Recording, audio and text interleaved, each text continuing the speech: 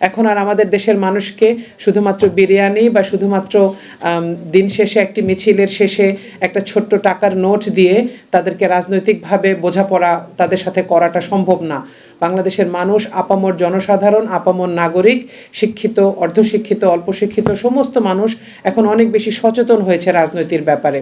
কারণ আমাদের দেশে এখন রাজনৈতিক যে লড়াইটা হচ্ছে, ইভেন আমরা যে ভোটের জন্য, যে নির্বাচনের জন্য আমরা অপেক্ষা করছি, আমরা দেখতে পাচ্ছি অন্য যে কোনো সময় নির্বাচনের চেয়ে এবার 2026-এর নির্বাচনটি একটি যোগ্যতা ভার্সেস যোগ্যতার লড়াইয়ের নির্বাচন হতে যাচ্ছে ইনশাআল্লাহ।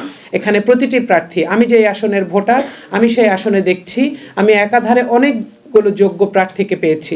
আমার জন্য এটা চিন্তার একটা বিষয় হয়েছে যে আমি কোন যোগ্য প্রার্থীকে আরেকজনের যোগ্যতার থেকে প্রায়োরিটি দিব। এটা একসময় বাংলাদেশের এই কনটেক্সটে এটা ছিল না। একসময় আমরা অনেক অযোগ্যতার ভিড়ে যোগ্যতা খুঁজতাম এবং অনেকটা হতাশ হয়ে ভোট দিতে যেতাম। এই পার্সপেক্টিভ, যে এই পরিপ্রেক্ষিত যেটা চেঞ্জ হয়েছে, এটাও আমাদের দেশের জন্য একটা অনেক বড় পজিটিভ পরিবর্তন এনেছে যোগ্য নেতৃত্ব নির্বাচনের ক্ষেত্রে। আরও একটা পজিটিভ পরিবর্তনের কথা আমি বলতে চাই, সেটা হচ্ছে বাংলাদেশে এখন ইয়াং জেনারেশন, তরুণ প্রজন্ম, জুলাইয়ের প্রজন্ম যারা যুদ্ধে নেমেছে, যারা প্রাণ দিয়েছে, তাদের একটা বড় সংখ্যক নাগরিক বাংলাদেশের রাজনীতিতে একেবারে ফ্রন্ট লাইনে তারা কাজ করছেন। তারা দেশের মানুষকে নিয়ে কাজ করছে, তারা রাজনীতি নিয়ে পড়াশোনা করছে, তারা দেশের মানুষের মুক্তি নিয়ে কথা বলছে, সুন্দর সুন্দর প্রতিশ্রুতি আমাদেরকে দিচ্ছে। এই ইয়াং জেনারেশনের এগিয়ে আসাটা আমাদের দেশের রাজনৈতিক ইতিহাসে একটি অনেক বড় অ্যাডিশন, একটি অনেক বড় উপহার আমাদের জন্য। এইখানে এই জেনারেশনটাকে, যাদেরকে আমরা গত কয়েক বছর আগেও আই হেইট পলিটিক্স সিনড্রোমে ভুগতে দেখতাম, সেই ইয়াং জেনারেশন এখন রাজনীতি নিয়ে পড়াশোনা করছে এবং তারা আমাদের থেকেও বেশি উদ্যম এবং প্রাণ নিয়ে রাজনীতিতে এগিয়ে আসছে।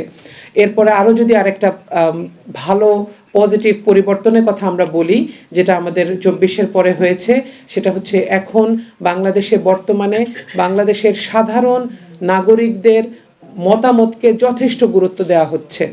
যদিও এটার কিছু রিস্ক আমরা দেখতে পাচ্ছি, কিন্তু তারপরেও বেশিরভাগ ক্ষেত্রে এমন হচ্ছে বাংলাদেশের সাধারণ মানুষ তাদের মতামত জানাতে পারছে, তাদের মতামতের জন্য তারা রাস্তায়, রাজপথে একত্র হতে পারছে, শান্তিপূর্ণভাবে তারা দাবি আদায়ের জন্য কাজ করছে, সোচ্চার হচ্ছে, এবং এটা দেশের ওভারঅল রাজনৈতিক পরিস্থিতিতে একটা পজিটিভ ভূমিকা পালন করছে।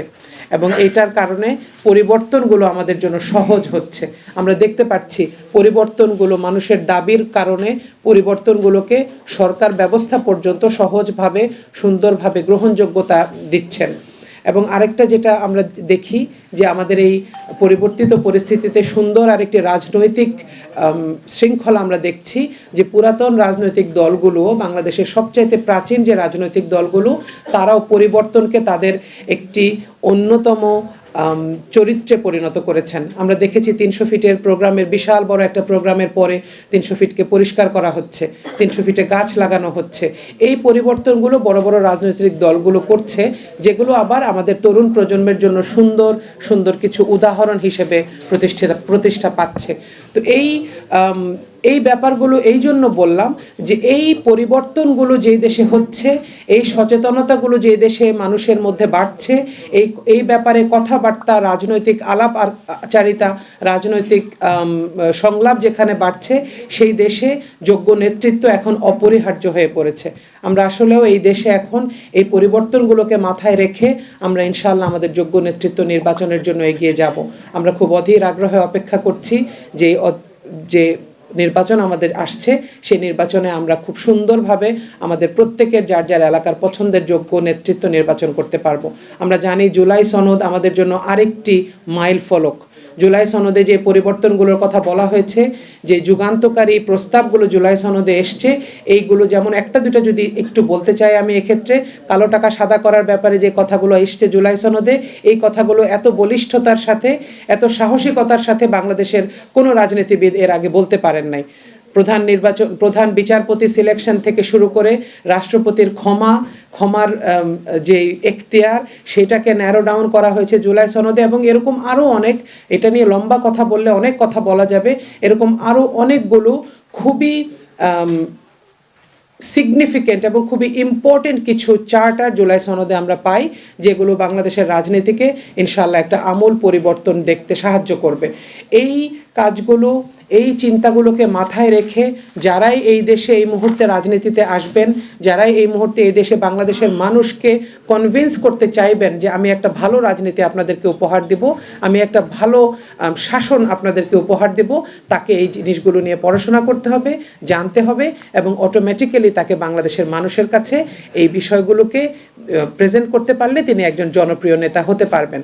বাংলাদেশে যোগ্য নেতৃত্ব তৈরির ক্ষেত্রে আমাদের জন্য যে কোনো উদাহরণ নাই তা কিন্তু না। বাংলাদেশের রাজনীতিতে, বাংলাদেশের ইতিহাসের দিকে যদি আমরা তাকাই, এই পাক ভারত উপমহাদেশের রাজনীতিবিদকে, বিখ্যাত রাজনীতিবিদদের ইতিহাসের দিকে যদি আমরা তাকাই, আমাদের সামনে সুন্দর সুন্দর কিছু উদাহরণ আছে যেটা বাংলাদেশের উদীয়মান রাজনীতিবিদরা যাদের আদর্শ অনুসরণ করতে পারেন। আমরা আমাদের শেরে মহীশূর, আমাদের টিপু সুলতানের কথা জানি, যিনি খুব সুন্দর করে একটা কথা বলেছিলেন যে শিয়ালের মতন 100 বছর বাঁচার চেয়ে সিংহের মতো একদিন বেঁচে থাকা শ্রেয়।